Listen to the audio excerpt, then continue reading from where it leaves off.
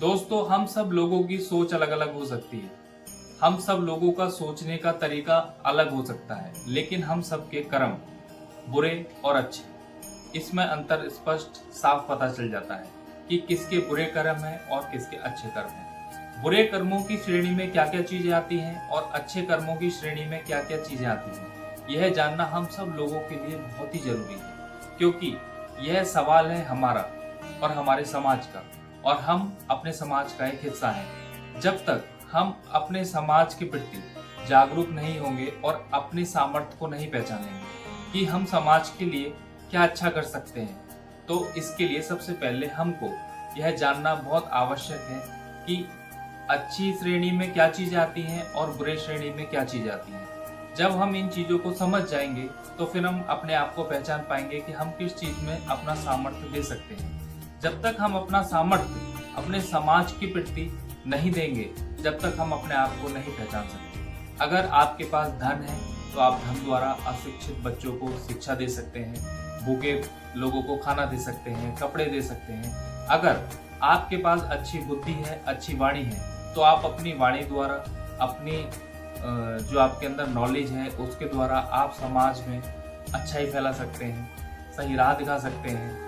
और अगर आपके पास अच्छा तन है और आप शरीर से बहुत मजबूत हैं, तो आप असहाय कमजोर लोगों की मदद भी कर सकते हैं। इसी तरीके से हमारे बीच में एक ऐसे संत हैं जिनको आज लाखों करोड़ों लोग सुन रहे हैं और उनके बताए सही मार्गदर्शन पे चल के अपना जीवन उदय कर रहे हैं। दोस्तों, यह जो वीडियो हम आपको दिखाने जा रहे हैं, अगर आपको वीडियो अच्छी लगती है तो वीडियो को शेयर भी करें, क्योंकि हमारे समाज में अगर कोई व्यक्ति अच्छाई फैलाने की कोशिश कर रहा है तो हमें उसका साथ देना चाहिए। तो दोस्तों, आइए देखते हैं इस वीडियो को।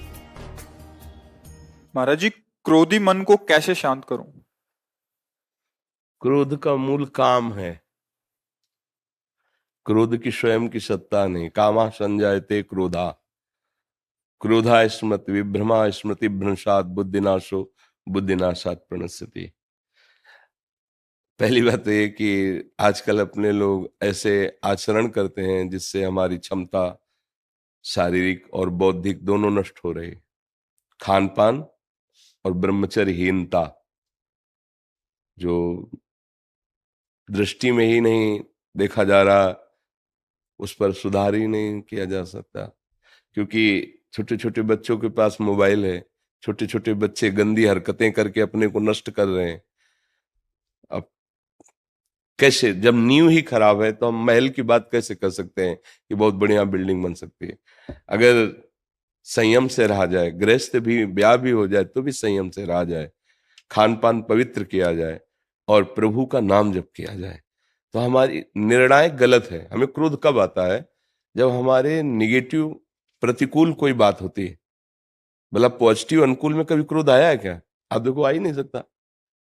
जब हमारे कोई विचार पॉजिटिव हो, अनुकूल, व्यवस्थित, तो फिर हमें क्रोध आएगा ही नहीं। तो जिसको हमने प्रतिकूल और निगेटिव माना है, उसका निर्णय करने वाली अगर हमारी बुद्धि ठीक हो तो हम अपने आप को बचा लेंगे और सामने वाले को भी बचा देंगे।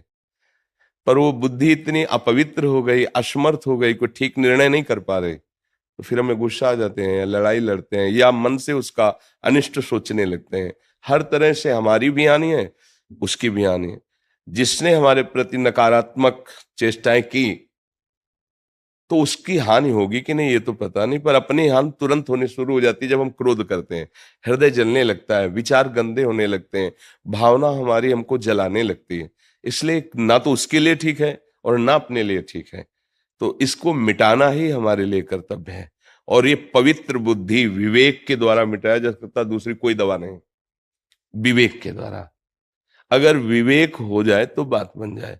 विवेक होने के लिए सत्संग में विवेक प्रकट होता है, पर उसको धारण करने की भी तो क्षमता होनी चाहिए। बिन सत्संग विवेक ना हुई, सत्संग से विवेक होगा, पर वो विवेक धारण तभी होगा जब बुद्धि पवित्र हो। बुद्धि पवित्र तभी होगी जब आहार पवित्र हो, संग पवित्र हो, आचरण पवित्र हो, विचार तभी हमारे पवित्र होंगे ना। अब हम कैसे बताएं? गंदे भोजन करना, मनमानी आचरण करना, गंदे दृश्य देखना, गंदा व्यवहार करना, गंदा विचार रखना, अब कैसे सुधार हो, कैसे सुधार हो? क्योंकि नींव गड़बड़ हो रही है। अपने जितनी भी नई पीढ़ी है वो गंदे नशों में जा रहे, गंदे आचरणों में जा रहे, गंदे व्यवहारों में जा रहे। वो ब्रह्मचर्य को कुछ समझ ही नहीं रहे हैं, उसको एक खिलवाड़ समझ रहे हैं, मनोरंजन समझ रहे हैं। क्षमता अध्यात्म की तब आवे ना जब थोड़ा संयम होना। अब जैसे कोई क्या कहता है मैं भगवान की अनुभूति कराओ तो माने, यार पूरा जीवन हो गया उन्हीं की अनुभूति के लिए तो चले। ये जितने महात्मा हैं ऐसी अनुभूति हो जाती है कि ये करवाओ, ये कोई ये थोड़ी कि थोड़ा टेस्ट करवाओ तब हम चलेंगे। उसके लिए तुम्हारी जबान भी तो ठीक होनी चाहिए। जैसे किसी को वो पीत जो अंदर बनता है बढ़ जाए पित्त, और उसको मिश्री खाओ तो कड़वी लगेगी क्योंकि उसकी जबान खराब है। हमारी इंद्रियां मलिन हो चुकी हैं। जैसे राधा नाम सुधा रसम, कह रहे राधा नाम क्या है, बोले अमृत रस है, प्रेमामृत भरा हुआ, पर हमें अच्छा नहीं लग रहा, नहीं वो स्वाद आ रहा, जबान खराब है। हमारी रसेंद्री खराब हो चुकी है, हमारी वाकेंद्री दूषित हो चुकी है। राधा बोलते ही एक अलौकिकता है कि हृदय में एकदम रोमांच होने, ज्यादा तो फिर अश्रु गिरने लगे, विवस्था प्रेम विवस्था आ जाएगी।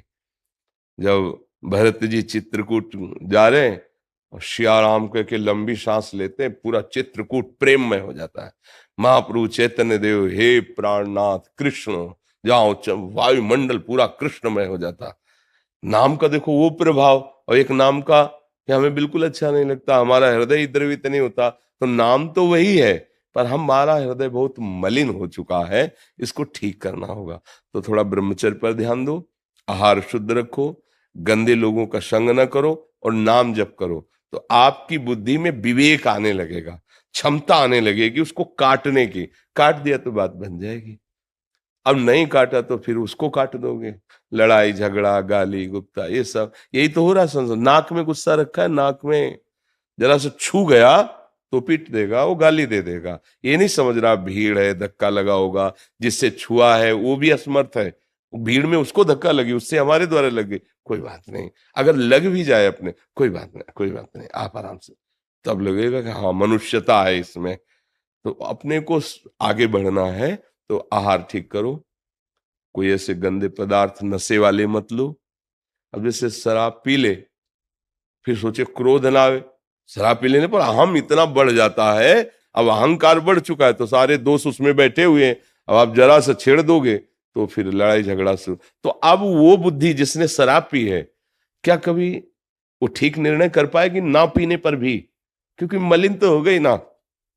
अब जो मांस खाई हुई हिंसक वृत्ति प्रकट करने वाला भोजन है, भले आपने हिंसा नहीं की लेकिन उसकी हिंसा हुई है, उसमें आप सहयोगी हैं क्योंकि आप खा रहे हैं, तो आपकी बुद्धि क्या करेगी? हिंसक बनेगी, उसमें क्रूरता आएगी, निर्दयता आएगी। आप गंदे आचरण कर रहे हैं, व्यभिचार आदि दोष, आपकी बुद्धि एकदम घृणित मलिन हो जाएगी।